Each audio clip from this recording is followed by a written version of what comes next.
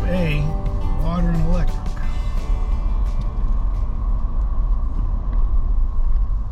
Where am I? It's a state park. They look pretty decent, actually.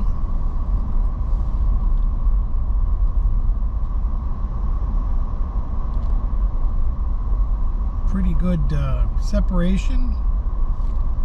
Fairly level. Well, A10 looks pretty bad, but it's a little tiny pull-off.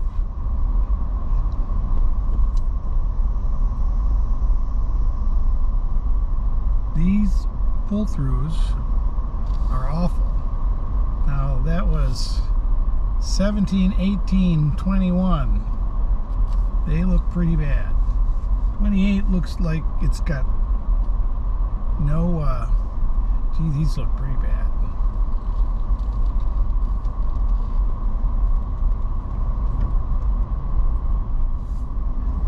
Everything below A19 looks pretty nice. So 1 through 18 are nice,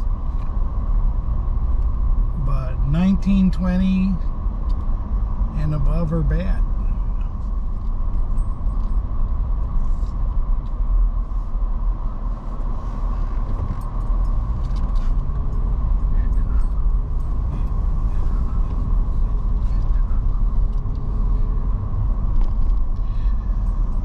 Now we're going into loop B, if the battery holds out.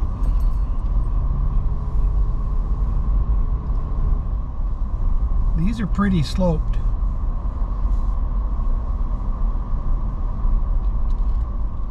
Through 21 don't look bad.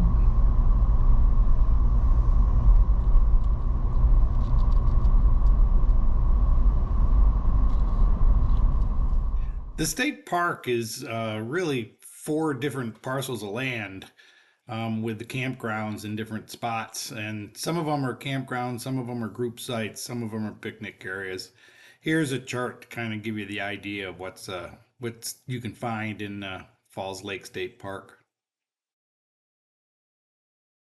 Hello friends, Romans, countrymen, how are you today? We are at Falls Lake State Recreation Area, just outside of Raleigh, North Carolina. It is a couple of state park campgrounds that I've been to before. This is the first time I'm in this one. I'm in the Rolling View. I better change the battery before this runs out. So we're at the Rolling View campground, and it is we are in Area C, and this is a no hookups area. Area A and B have hookups, but this is no hookups, and so it's all tenters all around me. But the sites are really nice. They're nicely separated. There's quite a bit of distance between us. Tenters are a little different than RVers, because tenters, they're always outside, and if they stay up late, you can kind of hear them. So it was kind of noisy last night, but mainly because I had all the windows open and the fan blowing, because it was the temperature was going down, so I had my exhaust fan on and the windows open, so I could hear people having a good time.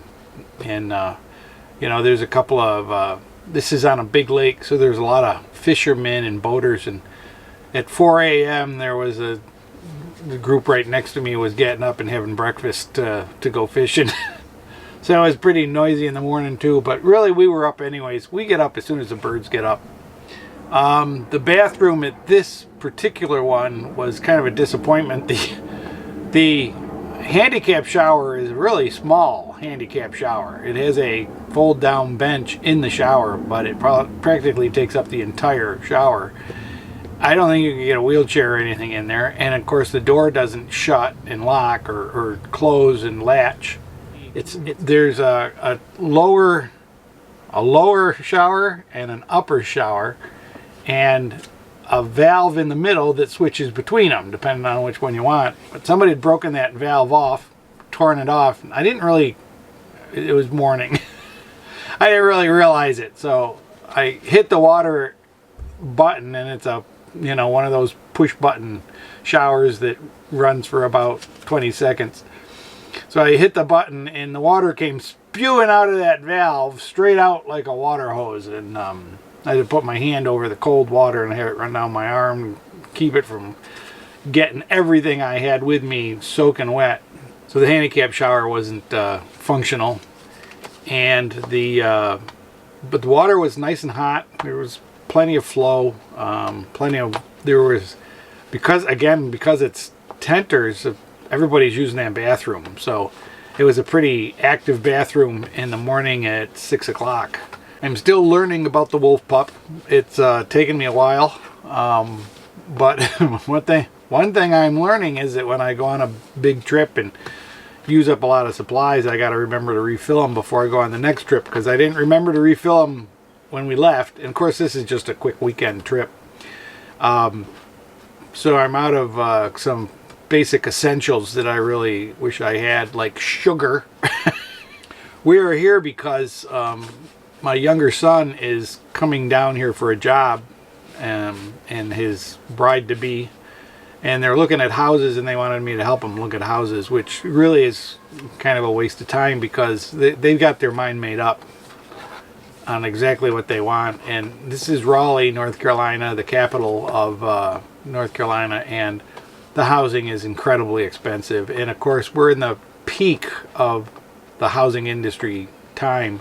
The interest rates have gone up, mortgage rates were high, and people don't want to get rid of their 1 or 2% mortgages and sell their houses, so there's a limit to the inventory of houses, and people that come in and go from this area is huge. I mean, you know, it's a very active area with, I don't know what, there are 5 colleges in this area. Wake Forest, University of North Carolina, NC State. I mean, all these colleges are here. And so the people that come and go are always turning over. So the houses are all around $400,000 to $500,000, and these are 2 kids that just graduated college, and I guess they've been working 2 years outside, but they don't have the money they really need to buy this house. And but you know, they have in their mind what they want to have for the rest of their lives.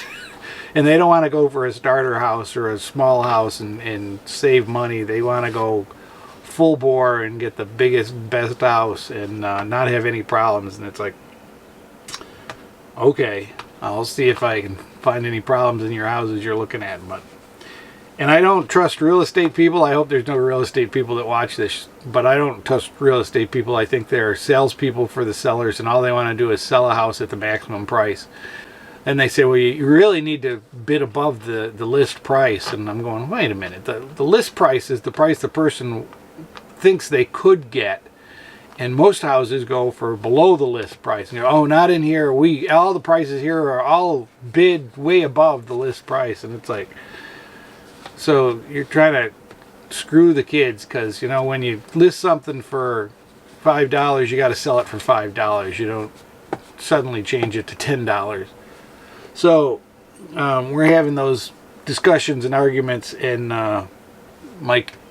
the kids think they know more because they went to college. They just got out of college, and I'm just an old fart. But I'll tell you, they can have their own problems in life. I'm not really getting into any arguments with them. I'm just telling them what I think. This is the map of the running around we did yesterday all over the Durham area. They're looking at Durham mostly. This is a better map of Raleigh, North Carolina, and the Durham area just up to the north. And you may remember my niece lives in Cary, which is on the south side of Raleigh. And these are all the houses we looked at. It's the list of houses that they picked out from a list of 50 or 60 that they found on the internet or from their realtor or whatever. But they're all over $400,000, so good luck. One of the things I had happen today is this is a good and a bad, and it's bad because I let it go too far. But I don't have a lot of stuff in the fridge or the freezer. I cooled them down before I left. The freezer was around 4 degrees and the fridge was around 35. And then I stuffed a lot of food in them that was already cool, and they made the trip no problem without any. When we parked, they were still at, I think the freezer had come up to maybe 8 degrees, and the fridge was still around 38. But when I got up this morning, the freezer was up around 21 degrees, and the fridge was above 40, so I recycled it, hoping it would come back to life. And then I put my tea kettle on for tea, and there's no gas. We have 2 tanks of propane, but I only have one hose that just goes to one tank. And I like that because then I know when the propane runs out. The propane lasts forever. I mean, the propane has lasted all year up until this point. My big trip to Mardi Gras, I use just one tank. Big trip to the Eclipse is the same tank, and then coming here, I'm still on the same tank. So it's a lot of propane, or a lot of trip and travel and everything with the fridge on propane, and the propane lasted a long time. So it finally ran out, and so I had to switch over to the full tank, because I've always got a full tank. It's always a full tank, because now I'll take that empty one and they'll fill it right up, and then I'll really have 2 full tanks. But I know a lot of people have the auto switch regulators, and so as soon as one tank runs out, it switches to the other one. When they do that, you don't know. So, well, we're gonna get breakfast together here. We've got our hot beverage ready for us. Keela out in the car, supposedly eating his breakfast, but I doubt that he's eating it without me sitting there watching him. Go get a cup of coffee and come back, and we should be back doing something interesting. All right.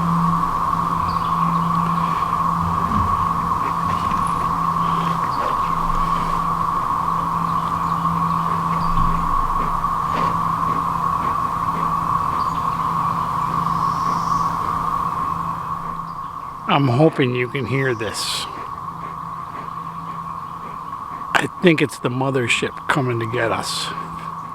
Is that absolutely crazy? This is so loud that you can hardly hear people talking.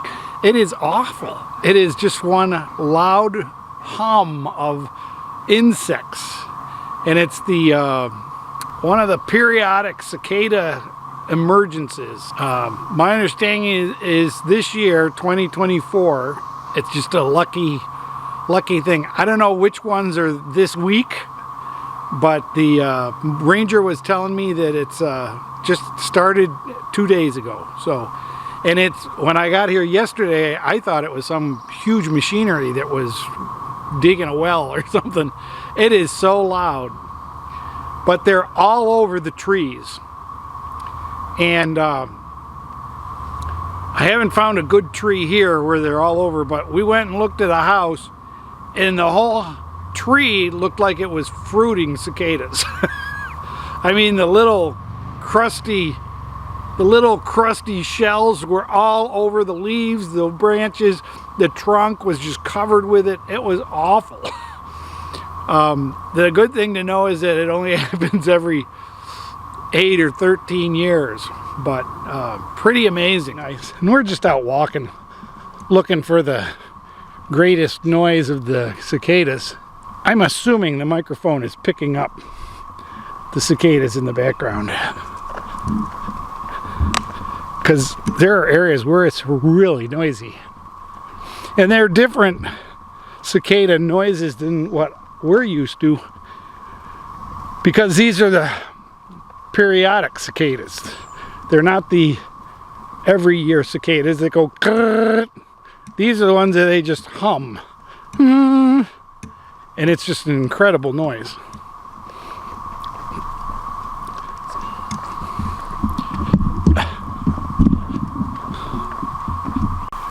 We'll just give you a quick look at the bathrooms because there's nobody here today.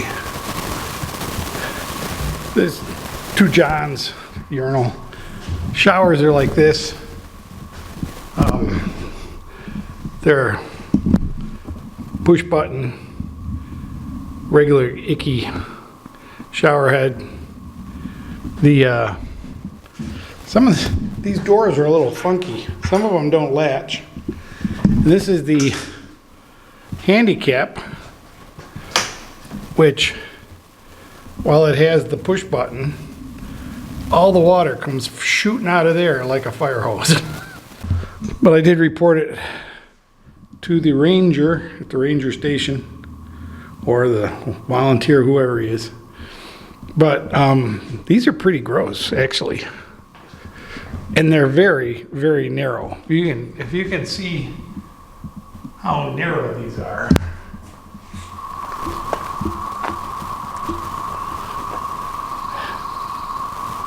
Some of the snakes.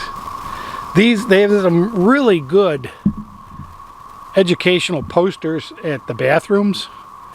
They're all different at every one. Like, one has birds, one has snakes, one has insects, one has wildlife. They're really pretty nice.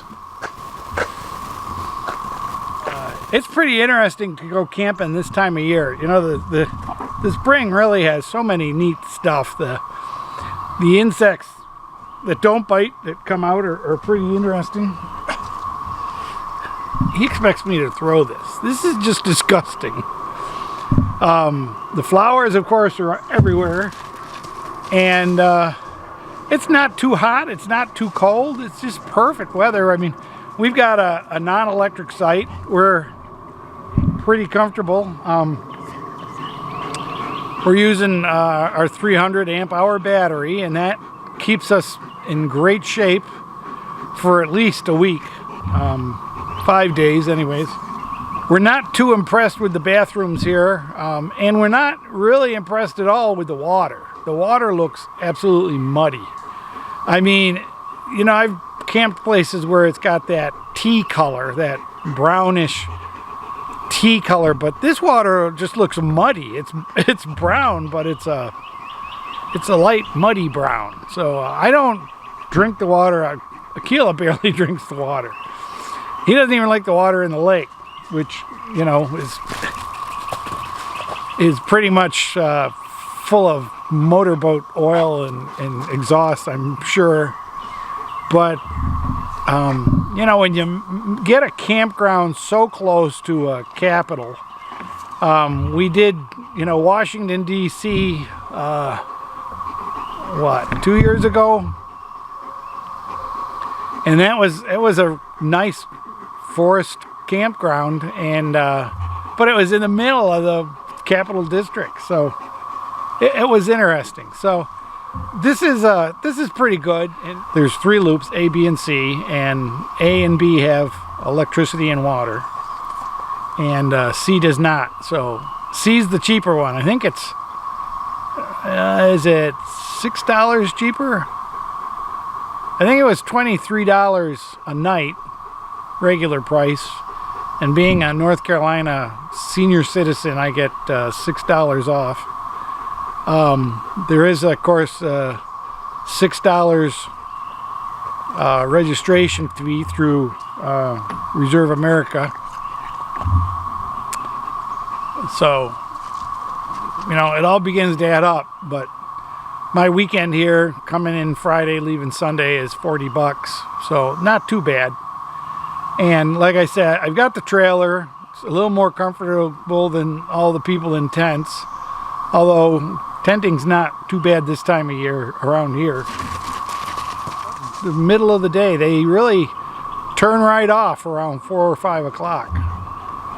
There's a little bit of a hum at 4 o'clock, and then at 5 they're done. So pretty interesting, and Our next video will probably be the A-liner rally, and then I'm going back up to New York for my younger son's wedding. Hopefully he'll have a house. So thanks for watching. Leave me some comments, leave me suggestions, recommendations. Stay till the end, and we'll see you on the next video. Thanks, folks. Bye-bye.